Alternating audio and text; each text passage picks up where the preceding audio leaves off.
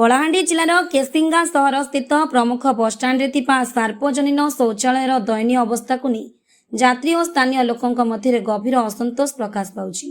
शौचालय परिसर में अस्वच्छ परिवेश, अपरिष्कार जल जमा और असह्य दुर्गंध कारण प्रतिदिन शताधिक यात्री नाना असुविधार सम्मुखीन होउथिबा देखा जाउछि।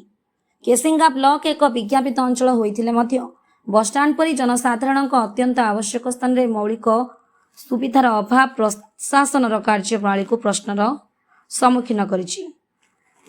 दूर दूरांतर आसथिबा यात्री, महिला और वृद्ध वृद्धा माने शौचालय व्यवहार करने को भयभीत हेउथिबा बेले किछि लोक बाध्य होई बाहर परिस्रा करुथिबा दृश्य साधारण रे होई पड़िछि। ए परिप्रेक्षी में बसस्टाण्ड परिसर अधिक अपरिष्कार हेबा द्वारा जनसाधारण स्वास्थ्यजनित रोग समस्या वृद्धि पाइबार आशंका देखा देछि। स्थानीय व्यवसायी और बस यात्री मानक कहवा अनुसार दीर्घ दिन धरी शौचालय सफासुतरा परिच्छन्नता और रक्षणाबेक्षण हेउनाही। नियमित परिच्छन्नता कर्मचारी नथिबा पई पानीर व्यवस्था मध्य ठीक भावे नथिबारु लोकमाने दुर्भोग भोगुछंती।